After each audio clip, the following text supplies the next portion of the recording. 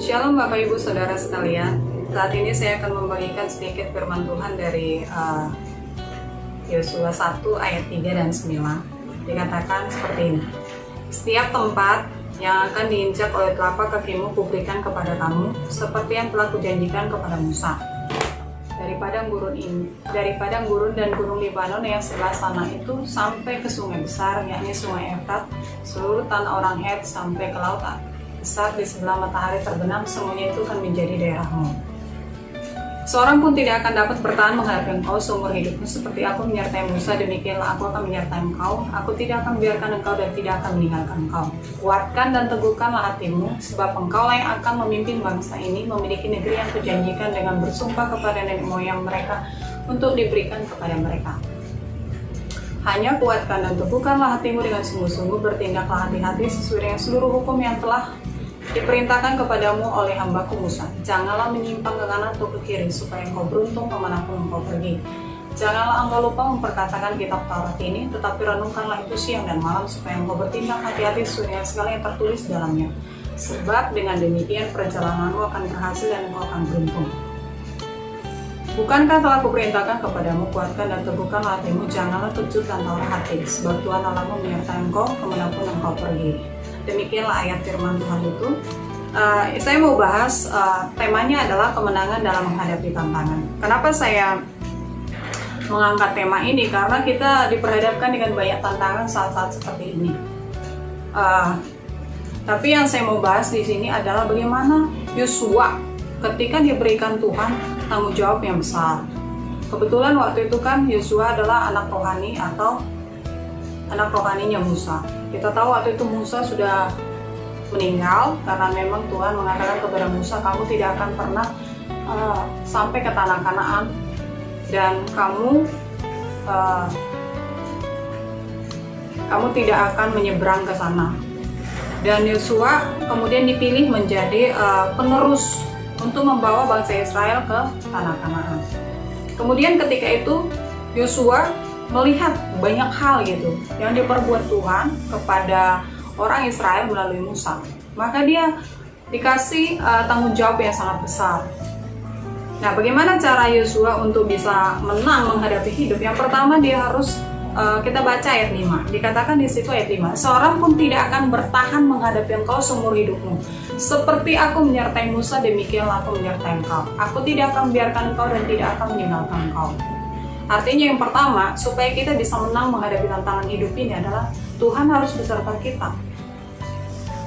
Ketika itu kita baca dalam kitab Matius, dikatakan di situ bahwa Yesus itu diberi nama Immanuel, artinya Allah beserta kita. Allah beserta kita itu artinya Tuhan ada di dalam diri kita. Kemanapun kita pergi, Tuhan menyertai kita. Ada orang bilang begini, saya bisa bekerja, saya bisa begini, saya bisa melakukan ini dan itu karena saya. Padahal ada ayat yang mengatakan begini, ketika seseorang memiliki kekuatan dalam bekerja, kekuatan itu pun bukan dari dirinya sendiri, tapi itu karena anugerah Allah. Jadi kunci pertama yang harus kita lakukan supaya kita bisa menang menghadapi hidup adalah Tuhan harus menyertai kita. Yang kedua, bagaimana caranya supaya kita bisa menang menghadapi hidup? Dalam ayat ini dikatakan, jangan pernah tawar hati. Yosua 1 ayat 6, ayat 7, dikatakan juga ayat 9. Di situ dikatakan, kuatkanlah hatimu, teguhkanlah hatimu, jangan tawar hati. Kenapa perlu kita jangan tawar hati? Kebanyakan orang tawar hati itu ya, dia memiliki satu persoalan, dan persoalan itu membuat dia seolah-olah tidak ada jalan keluar. Ada banyak orang yang bunuh diri. Kenapa dia bunuh diri? Karena dia menghadapi satu beban, dan beban itu membuat dia tertekan sehingga dia mengambil kesimpulan atau keputusan dalam hidupnya, mendingan saya mengakhiri hidup. Nah, makanya Tuhan pernah bilang, jagalah hatimu dengan segala kewaspadaan, karena dari situlah terpancar kehidupan. Karena kunci segala sesuatu adalah di hati. Jadi ketika kita menghadapi persoalan hidup, kita harus meneguhkan iman kita. Kita harus menguatkan iman kita. Jangan sampai masalah itu membuat kita menjadi tawar hati. Kita menjadi hilang pengharapan. Kita menjadi orang yang berputus asa. Semua orang pernah menghadapi persoalan. Tetapi kunci yang harus kita ambil dari yang kedua ini adalah Jangan pernah tawar hati. Kemudian yang ketiga, apa yang harus kita lakukan supaya kita menang dalam menghadapi tantangan sekarang? Yang ketiga adalah ayat 8 dikatakan gini, jangan engkau lupa memperkatakan kitab Taurat ini, tapi renungkanlah itu siang dan malam, supaya engkau bertindak hati-hati sesuai dengan segala yang tertulis dalamnya. Sebab dengan demikian perjalananmu akan berhasil dan engkau akan beruntung. Saya yakin dalam hidup ini, semua orang pengen berhasil dan beruntung. Tapi bagaimana caranya supaya kita berhasil dan beruntung sesuai dengan standarnya Allah loh. Jangan standarnya kita. Ada orang bilang begini, saya punya rumah, punya mobil, punya villa, berarti saya beruntung. Tapi itu bukan standarnya Allah. Standarnya Allah adalah hidupnya kita itu sesuai dengan firman Tuhan.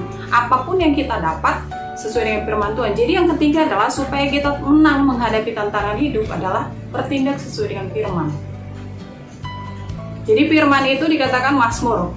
Firman itu adalah pelita bagi kakiku dan terang bagi jalanku. Artinya firman ini yang menjadi suluk, pelita, kaca gitu.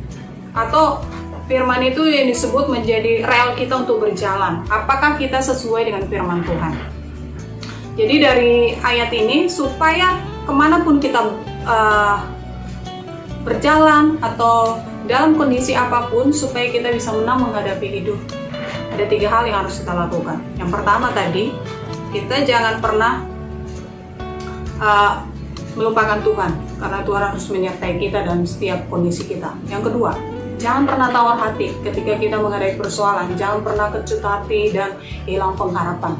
Yang ketiga, kita jangan lupa memperkatakan firman, karena dengan kita memperkatakan firman, disitulah kekuatan hidup kita. Terima kasih, demikianlah firman Tuhan pada saat ini. Biarlah firman Tuhan yang singkat ini dapat meneguhkan kita. Tuhan Yesus memberkati.